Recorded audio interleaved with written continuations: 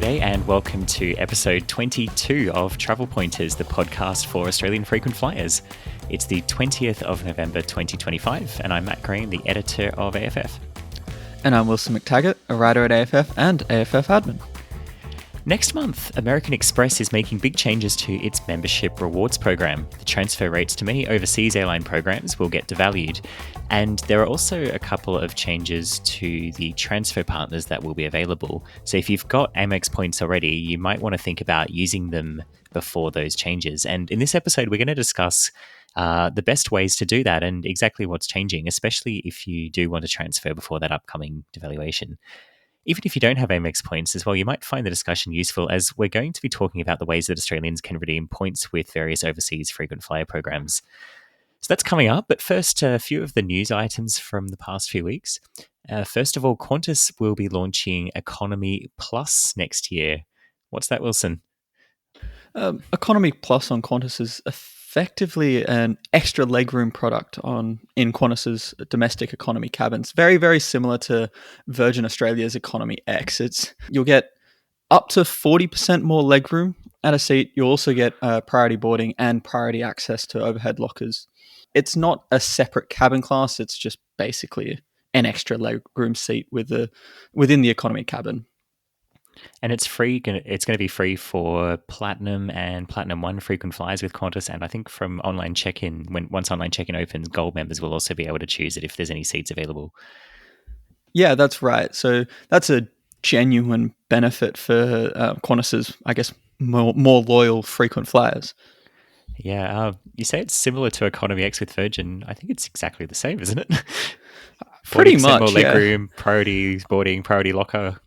That's exactly what you get with Economy exactly. X. I guess the big difference will be the literal number of seats that are available. The one thing that surprised me was there's going to be a ridiculously high number of Economy Plus seats on Qantas's Boeing 737s, which they'll reconfigure the cabin for. There's going to be something like 48. Right? Yeah. 48 seats are going to be extra legroom, which in my mind is a bit insane and kind of not guarantees, but means that a lot of frequent flyers with Qantas will be able to access these extra legroom seats. Yeah, I think 8 rows, they're going to actually remove an economy row in order to have enough space on the plane to add all those extra legroom seats. I thought they might have added another row of business class, to be honest. Like, we know that there's demand for business class because they've put 5 rows on the A321 XLRs, which are flying on routes like Sydney to Melbourne. So they've... I thought they might have used that extra space, like add another row of business and then a little bit more legroom for each and they could still have 29 rows on the plane. But yeah, I think we did the maths and it would fit very well. And so I think it's a little bit of a missed opportunity, but I'm still not complaining overall. I think it's a really positive change. Oh, yeah. And row 4, if they don't add a fourth row business class, row 4 on the 737 is going to have something like 51 inches of seat pitch or some crazy high number. Yeah. It's going to be like basically unlimited legroom, much better legroom even than business class. So, yeah. That'll be I think a nice change. Of course, if you don't have gold or platinum status with Qantas, you'll still be able to buy those extra legroom seats. A bit like Virgin sells its Economy X seats to people who they make them available to platinum members and available for purchase for everyone else.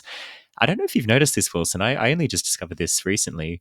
Virgin actually charges different amounts for its Economy X seats depending on the number of days before your flight departs. So I know that the prices are different depending on the route, or if you book the first row, it might be more than if you book the exit row, for example. But they actually change the pricing. If it's more than 180 days or 6 months till the flight, it's one price. And then when there's less than 180 days until the flight, they actually drop the price. But then 28 days before the flight, they increased the price to something that was higher than what it was originally at the more than 180 days. It's bizarre. I don't quite understand it. Yeah, I'm sure they've got some internal numbers on when people view their seats and I guess people get reminders, email reminders that their flight's coming up or that they know that their trip is happening. So then they go to choose their seats. And so I can understand to a point the business case for raising the prices close to departure. And maybe they think more business travelers are booking within 4 weeks of departure and Yeah, leisure's more further out. Or yeah, it seems a little bit bizarre to me, to be honest. I'm sure there's a reason. I'm just maybe it's a bit too they're too smart for me, perhaps. yeah, I'm sure there's a reason. I just can't work out what it is.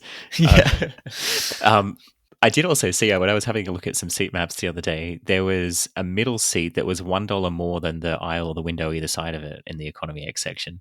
That I don't quite understand. That's probably a bug. I don't know many people that would pay extra for a middle seat unless they're trying to get people who have booked like as a couple.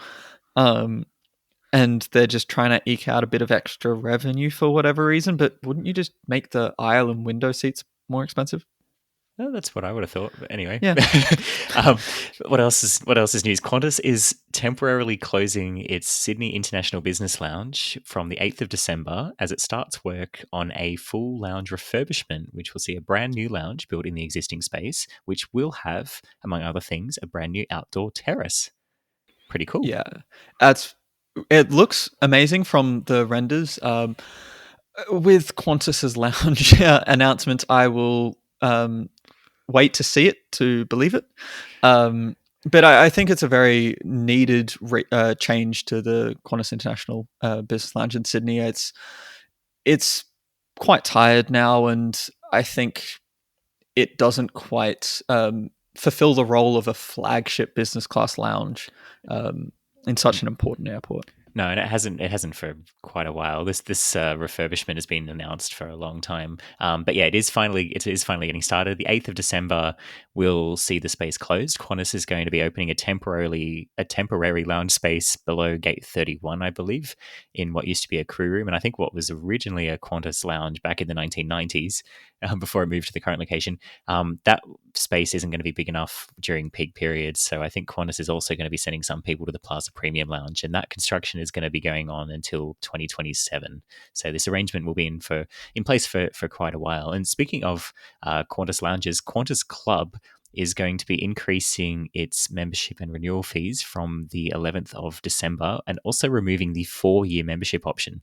You do still have until the 11th of December to access the current prices and the 4-year option. And don't forget that if you are an AFF Gold or Platinum member, you can get a 20% discount off membership and renewal fees. So yeah, have a look at that if that's of interest. And even if you have like a current Qantas Club membership, which isn't up for renewal until after the 11th of December, you can prepay your renewal, and it'll just get added on as extra time once your current membership expires. So yeah, check that out.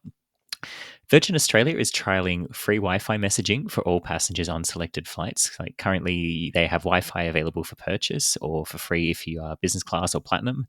But yeah, everyone else will be able to soon get free Wi-Fi messaging in addition to this, the full Wi-Fi option.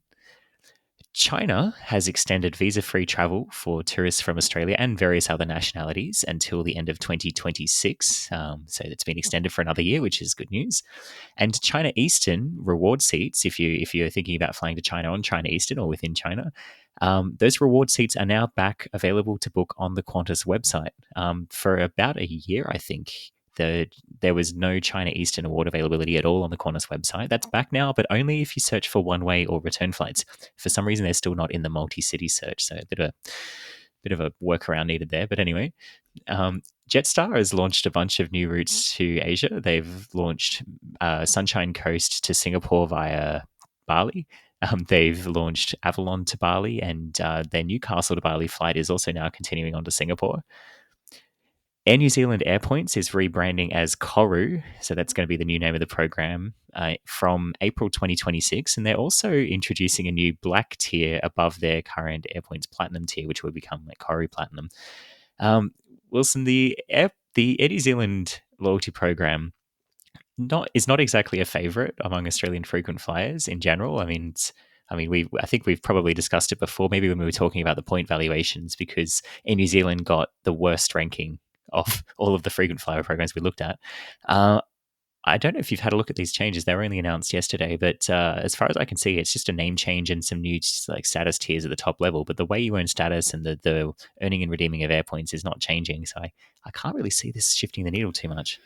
Yeah, it seems like it's effectively an introduction of like a platinum one tier for um, like as a comparison.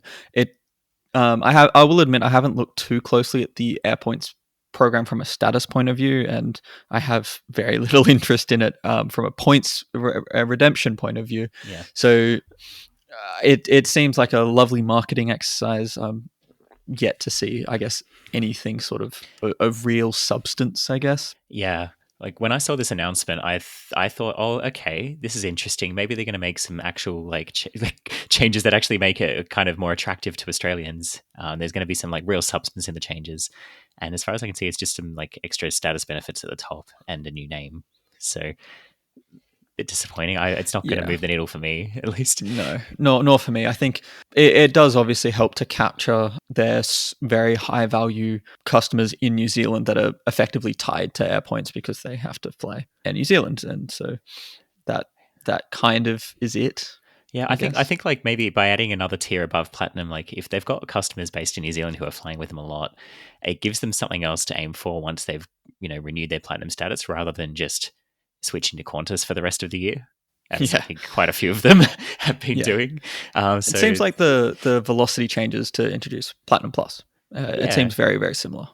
yeah, just without all the rest of the program changes surrounding it as well. Yeah, um, And Qatar Airways has started charging seat selection fees on business class reward tickets. That's still free if you've redeemed points for a Qatar Airways business class seat and you have One World Sapphire or One World Emerald status. That's Qantas Gold or Platinum, for example, as well as Velocity Gold or Platinum status. But for everyone else, you're now going to have to pay potentially hundreds of dollars just to choose a seat if you've booked a Qatar business class reward ticket. It's Qatar's not the only airline that does this. Like British Airways and I think Finnair maybe do the same. But I'm not I don't love this. it seems like it's definitely a step in the wrong direction for points users in particular. And I mean, over the last sort of I guess 10 years, there's been a clear delineation in reward tickets versus cash tickets and the benefits that you get.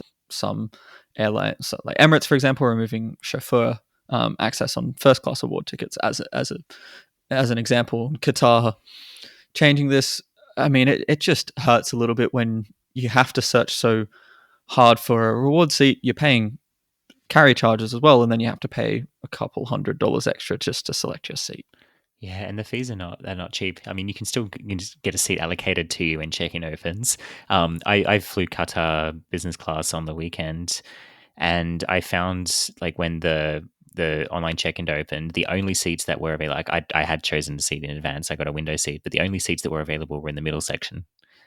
And Yeah, and yeah, while so while the middle section is quite private on Q Suite, so it could be. I mean, it can be quite intimate, and I don't know if you'd necessarily want to get that close with the stranger, considering it can turn into a double bed in some circumstances. Maybe not. I mean, you can put up a divider. I actually Yeah, just this is off topic, but I did actually see like sitting. I was in the Q suite last weekend. Like across the aisle from me in the middle section was actually a family. This is the first time I've seen it. Was an actual family of four, a mum oh, and they're dad, using the quad. and two young kids, and they were using it as the like four bed kind Yeah, of cool. suite. And I've never it actually actually seen looked someone use that. yeah, I hadn't before either. I mean, in the marketing shots that like Qatar has, there's like the example of like the family of four, or like someone having a business meeting. I've never Yeah, seen anyone using it for a business meeting. But yeah, they actually, and it actually looked like a really practical setup. Like they could drop all the divides, and like they were using it as like kind of a lounge area, like a lounge yeah, room. They look pretty comfortable. As far as I could tell, I wasn't really paying much attention, but just from what I from what I noticed, and yeah, like they had like the doors shut, and they can just use it as their space. It was um, actually seemed quite practical. Good use of the Q suite. Of course, if you wanted to reserve those seats and you booked on points, that's now going to be hundreds of dollars, though. So, yeah. mm, Well, so thanks, Qatar. Well, in addition to AFF Basic, the free membership, which gives you access to posting on the forum and things, AFF does offer 3 paid membership options. There's Silver, Gold, and Platinum. And we have recently increased the benefits available to Gold and Platinum members. So, as a new benefit, AFF Gold members can get a 10% discount off an annual pro plan with Seats.aero, which is a really useful tool for finding reward seat availability. And AFF Platinum members can get 25% off. In addition, AFF Platinum members can now get a year of complimentary Lounge Pair Plus membership, which gives you various benefits with Lounge Pair, including a free airport lounge pass to use anywhere in the Lounge Pair network, and with over 1,400 airport lounges. And I mean, some of these are lounges that you can't even access with Priority Pass, like, for example, the Plaza Premium First lounges, which are very, very nice. So if you're an AFF Platinum member, make sure you claim that. In addition, AFF Gold members can now also attend live webinars, which include the next one, which I will host on the 10th of December. That's a Wednesday, and the topic of that will be making the most of reward flight bookings. So check out the link in the show notes, or go to AFF if you'd be interested in upgrading your membership. And if you do, we of course thank you very much for your support. So on the 15th of December 2025, American Express Membership Rewards in Australia is going to be making changes to its transfer partners. It announced this already a little while back, so it gave sufficient notice. Now, if the thing is, if you already have points that you've earned on an American Express card in Australia sitting in a membership rewards account, this does affect the points you already have, because if you transfer them after the 15th of December, you might end up needing more points to transfer the same amounts to whichever airline partners you want to transfer to. And if you want to transfer to Thai Airways, that option is also going to be going away. So if you have American Express membership rewards points, you might want to think about transferring them out before the 15th of December. And we'll talk in a moment about what the best options might be. But first of all, I just want to go through what the changes actually are. Now, American Express Membership Rewards currently has 14 transfer partners in Australia, or if you have a Platinum card, then you get the option of a 15th one, which is Qantas Frequent Flyer. Now, some of the transfer rates and partners are not changing at all. So the transfer rates to Air New Zealand Airpoints, or soon to be Koru, Hilton Honors, Marriott Bonvoy, Singapore Airlines KrisFlyer, and Velocity Frequent Flyer are not changing. And if you've got the charge card, the Platinum charge card, and you have the option to transfer to Qantas Frequent Flyer, that's also not changing at all. However, the transfer rates out to most of the other programs are changing. So, for example, British Airways Club will go from a 2-to-1 to a 3-to-1 transfer rate. Cathay goes from 2-to-1 to 3-to-1. Emirates Skywards goes from 3-to-1, which is already not great, to 4-to-1. Etihad Guest goes from 2-to-1 to 3-to-1. Malaysia Airlines Enriched goes from 2-to-1 to 3-to-1. Qatar Privilege Club, 2-to-1 to 3-to-1. And Virgin Atlantic Flying Club, which, if you recall, in our point valuations, we ranked as the best value points for Australians. Those transfers go from a 2-to-1 rate to a 3-to-1 rate. As I mentioned before, the option to transfer to Thai Airways Royal Orchid Plus will go completely. But there is a new transfer partner coming in, Everyday Rewards, the loyalty program of Woolworths. Now, that's going to be a 5-to-4 transfer rate. Now, the interesting thing about Everyday Rewards is that you can then link your Everyday Rewards account to Qantas Frequent Flyer and transfer. It's basically an option to indirectly transfer points from American Express, even if you don't have the charge card, over to Qantas Frequent Flyer. And how does that work? So if it's a 5-to-4 transfer rate, from Amex to Everyday Rewards, and I guess that means it's like a 2.5-to-1 transfer rate to Qantas, effectively, if you're doing that. So basically, if you have 250,000 Amex points, you'd get 100,000 Qantas points. And for comparison, if you have the charge card, it's a 2-to-1 rate directly to Qantas. So if you have 250,000 Amex points, then you'd get 125,000 Qantas points with that card. So it's still a better rate if you have the Platinum charge card. Now, there's probably a few listeners thinking, oh, okay, I've got quite a balance of Amex points in my account. I wonder if I should use them before the devaluation. Wilson, if you had points in an Amex account, what would you do with them now? Which airlines would you transfer them to, and why? I think the first thing that you should do is sort of assess your travel plans. We don't generally recommend like having a whole bunch of points in a program for no reason. So have a look at your travel plans. But there are programs there that are changing their transfer rates that are definitely more valuable than others. And the to me, the big sort of transfer partner that's changing is the British Airways Club or Qatar Airways Privilege Club and the Avios network. I think Avios are fantastic, not only for long haul business class. You can get business class from Australia to Europe for 90,000 Avios at the moment, which would only be 180,000 Amex points. That's exactly what I did on the weekend to fly Qatar Yeah, business class from Europe to Australia. 90,000 Avios and some it's carriage such charges. good value. Great deal. Yeah. It's so good and it's very popular. I can understand, I guess, to a point why Amex wants to change that a little bit. But I think if you're looking to fly to Europe, for example, and you're looking to fly like Qatar Airways, transferring all those points to Qatar Airways is probably not a bad option because their expiry policy is not too bad, and there's also a lot of avenues to use those points. And I think that's the sort of key consideration that you should have when looking to transfer your points, I guess, a little speculatively before a devaluation. Another decent option is to transfer to Cathay, for example, again for flights to Europe, but also their network in Asia is quite solid. They're devaluing again from 2 to 1 to 3 to 1. So you'll effectively save 50% of your points by transferring before the December 15 sort of deadline. Now, if you're looking to fly someone like Singapore Airlines or you're looking to use velocity points, you maybe have a balance of velocity points already, you kind of don't actually need to worry too much No, because there's it's not no changing. changes.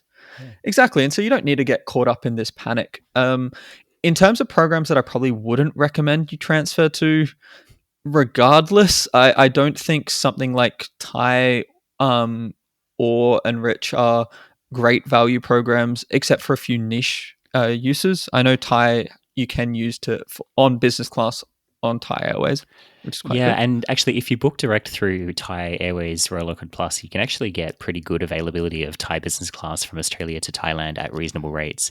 I wouldn't really use it for anything else other than that. But if you did want to fly business class, from Perth, Melbourne, or Sydney to Bangkok with Thai Airways, you can book on the Thai website. And at the current 2 to 1 transfer rate, it might actually be not too bad value. Yeah, make sure again you're aware of your travel plans, and if you Yeah. can work that out, and you will definitely use Thai Royal Orchid Plus miles, then that's not a bad option. But I wouldn't probably do that speculatively. Yeah, I would have a look if there's availability now for a redemption that you would want to book in the next year, and then after transferring the points, like I'd book it immediately, Yeah, yeah. ending up with 0 points left in that account. Book now and think later, kind of thing. Well, think a little bit, but Perhaps, yeah. Other the other programs, especially the changes to Emirates Skywards and Etihad Guest, they're not overly compelling programs to begin with. Emirates already is at 3 to 1, which is quite high. It's only level with Singapore Airlines, and Emirates charges a lot of miles, but also has massively insane carrier charges on its own flights. Hmm. The 3 to 1 rate is not great to begin with, and then the change to 4 to 1 basically makes it a non-starter for, I guess, a lot of Australians. It's too many miles to get an award, and then you still have to pay. What is it now? It's almost $2,000 if you're flying business or first class from Australia to Europe, which is that's one way as well. So that's a bit insane. yeah, there's some people that like to use Skyward Smiles to upgrade, for example, and I can see the appeal in that. But in general, especially at this transfer rate, like Emirates Skywards for me is already not a particularly competitive program, so I wouldn't be transferring there personally. Yeah. In short, if you're looking to, I guess, transfer not speculatively, but just trying to take advantage of the lower rates before the devaluation, I'd probably choose Qatar Airways or British Airways Avios to transfer to, and Cathay. It is not necessarily a bad option, especially if you have the Amex Platinum, to just hold your points because you can transfer to Qantas, Velocity, or Singapore Airlines at the same rates. They're not changing. Yeah, and Cathay, why would you transfer to Cathay Like, is that mainly for the like Cathay business class availability out of Australia? Yeah, so there's a couple of reasons. Cathay have a pretty competitive award pricing. That's 115,000 Cathay Asia miles from Australia to Europe, and also from Australia to the US via Hong Kong. So it is a very competitive program. They do also offer increased availability through their own program on Cathay business class and even first class as well sometimes. So plus the fact that you can also use Cathay miles on other One World airlines, it is part of One World, means that you're probably going to be able to use those miles. And I think that's effectively the key reason why you would speculatively transfer. Yeah, I know we were looking recently at like business and premium economy award availability from Hong Kong to Sydney, I think was the route. And it was pretty much wide open on the dates we were looking at. I mean, it wasn't like Christmas, but or some ultra peak time, but it was pretty widely available. Yeah, there was. I think the conversation was, there's no issue. We're using Cathay. It's fine. Yeah. Now, if you want to convert your Amex membership rewards points into Singapore Airlines KrisFlyer miles, and I mean, KrisFlyer is a great program, I wouldn't blame you. At the moment, it is a 3-to-1 transfer rate. That's not changing, so that's good news. But there's a little bit of a hack here. Now, the transfer rate to Velocity is 2-to-1, so it's a better rate. Now, you can also convert points from Velocity into KrisFlyer at a rate of 1.55 to 1. Now, if you, yeah, this is a little bit of complicated maths here, but hear me out. So, if you would transfer your points, your Amex points to Velocity at a 2-to-1 rate, and then transfer at 1.55 to 1 to KrisFlyer, you would end up with slightly fewer KrisFlyer miles than if you would have just transferred directly from Amex to KrisFlyer at a 3-to-1 rate. However, during certain months and different promotions, Velocity does offer bonus points when you transfer from a bank rewards program. They are currently offering one such promotion. So they usually run these sort of every May and every November. So for them, if you and include, so it is November now. If you transfer Amex points to Velocity at least once this month and once next month, you'll get some bonus Velocity points. And then with that bonus applied, if you then transferred those points over to KrisFlyer, you would end up with more KrisFlyer miles than if you would have just transferred at the 3-to-1 rate from Amex directly into KrisFlyer. So keeping an eye on those Velocity bonuses, I mean, which is also useful if you just want Velocity points as well. Definitely have a look at that offer.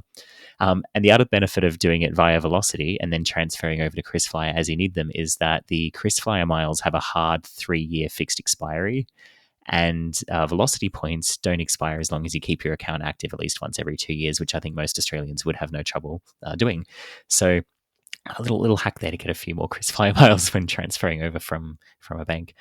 And we should point out as well, American Express is not the only Australian credit card rewards program that's making changes to transfer rates at the moment.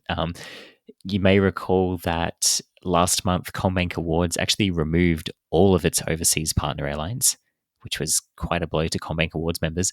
And just a few days ago, Citibank also removed its international transfer partners. With the Citi Prestige card, you used to be able to transfer your points over to like KrisFlyer and Cathay, Etihad, and Qatar, I think it was. They're now gone. Citibank, by the way, is also rebranding as MyCard, but that's a story for another time. So Amex isn't the only one doing it. There's a few reasons why I think we're seeing these kinds of changes. I mean, the interchange fee regulation changes that are coming up are probably part of this. Also, just the exchange rates, like when these banks are buying points from overseas airlines, and that's effectively what they have to do when you transfer points over. The bank has to pay the airline for those points. They're usually paying in US dollars, and with the way that the exchange rate is now, also those costs have gone up, and the airlines themselves might have also increased the price that they charge. So that's kind of what that could be part of what's going on. But yeah, it is unfortunate, and it's probably if you do have points in these programs, it's definitely good to keep an eye on AFF and just keep an eye on what's going on and making sure that you're across any of these changes so that you can, of course, transfer your points out before they get impacted. Well, just quickly, Wilson, before we go, AFF recently did some analysis having a look at how much it costs on average, based on a typical flying pattern and so on, to earn status with Qantas or to earn status with Velocity. And the reason we did this is that Velocity has been claiming that it's still about 3 times easier or 3 times cheaper to earn status with Velocity than it is with Qantas, even after the recent Velocity changes. And this is something that quite a few AFF members weren't sure was correct. So we did the maths, and it turns out Velocity is pretty much right. Um, we had a look at how many status credits you'd earn on a very wide range of different flights, and we'll link in the show notes to the full article where you can see all of the charts and the analysis. So have a look there if you want to read more about this, and if you're interested, it's in the show notes. The article is called "Is Qantas or Velocity Status Harder to Earn in 2025?"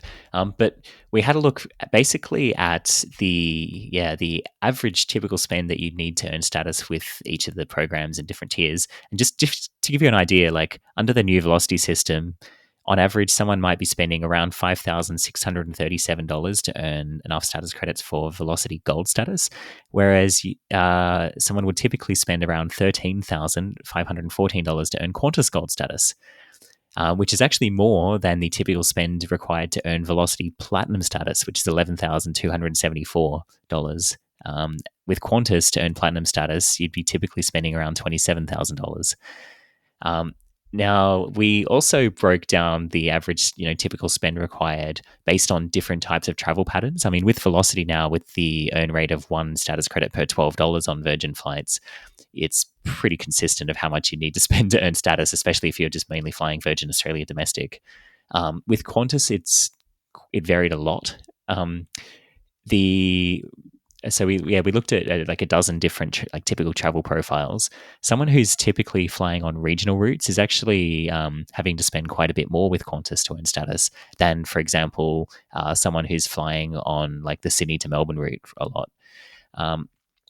The interesting thing that I thought that came out of this is that, yeah, as we said, typically the amount of spend you'd need to earn status with Velocity was less than with Qantas, except one exception, one very distinct exception. If you are purely earning status with Qantas doing status runs where you're really optimizing your status credits and booking the routes where you can get the best bang for your buck, the lowest dollars spent per status credit earned, you can still earn Qantas status for significantly less than the cost of earning Velocity status. And so I guess what this means is basically the Qantas program can still be gamed in a way that the Velocity program basically can't. And that, at least to many of the people that might be listening to this podcast, makes the Qantas program a lot more compelling. That's not to say anything about the status benefits. I think most people would accept that the Qantas status benefits are better than the benefits you get with Velocity status, especially if you fly a lot overseas and with Qantas's One World membership and with Qantas's having domestic business lounges, and I was going to say the international first class lounges for Platinum members, but actually with Qantas having international lounges, period. Yeah. But yeah, I thought this was quite interesting finding. Did you have any thoughts on this, Wilson? I was also, I guess, surprised a bit by the disparity between the cost of earning Velocity versus Qantas status. I guess until you actually sit down and analyze it, and I guess the simple fact is that the vast majority of people that get status they're not trying to game the system in the way that a lot of Australian frequent flyer members or like yourself or myself are, where they're not looking at, oh, well, if I'm flying from Sydney to Adelaide, I'd want to fly via Melbourne to get that extra 10 status credits. Most people don't want to spend more time on a plane, which is perfectly reasonable as well. So I think detaching from, I guess, the frequent flyer mindset was... Which is the minority of program members at the end of the day. Exactly. And I think that was something that like I had to kind of force myself to do in a way to really look at this analysis properly. But it all makes sense. It doesn't mean that, oh, well, Qantas status is more expensive to earn the Velocity status, so should I just earn Velocity status then? Well, no. It depends on a variety of different circumstances that faces every individual traveler. But I think that the whole criticism of from Virgin levied, I guess, towards Qantas that Virgin is still cheaper to earn. It's I think pretty true. Yeah. And I mean, in fairness, like, of course, I look to optimize my status credits where I can. But like today, I'm flying from Sydney to Canberra. I just booked an economy ready deal ticket that earns 10 status credits because I needed a direct flight at a convenient time. I mean, that's a work trip. It is, yeah. I'm not necessarily earning my status credits at status run levels on every single flight. Um, yeah, and I don't think most people are. And of course, with Velocity now just awarding one status credit per $12 spent on Virgin Australia flights, I mean, there's not really a lot of gamification in the Velocity program, but there is an exception. So if you book with Virgin Australia Holidays, so you can book like a flight and hotel package, you still earn. And this someone posted this on the forum recently. I wasn't aware of that this was the case until I saw this post. Like, if you book a Virgin Australia Holidays package, you still earn status credits for the Virgin Australia flights based on the distance you fly in the fare class rather than the dollars spent. Just for the flight, you don't earn any status credits for the hotel, but you still earn points on it. And the overall points earn is actually lower than if you just booked the flights separately. But you do still earn status credits. And if you're booking a route where the status credit earn would have been better under the old system, the distance based system, you could end up earning substantially more status credits than just one per $12 spent. So that could be an interesting trick. But yeah, have a look at the AFF website if you're interested in learning more about that, or have a look in the show notes as well, where we'll put a link. Well, that brings us to the end of episode 22 of Travel Pointers. I hope you've enjoyed the podcast. Have a look at the show notes for any details of the things we've discussed today. And of course, you can find more great deals and discussion on the Australian Frequent Flyer website. Until next time, happy flying. Thanks for listening.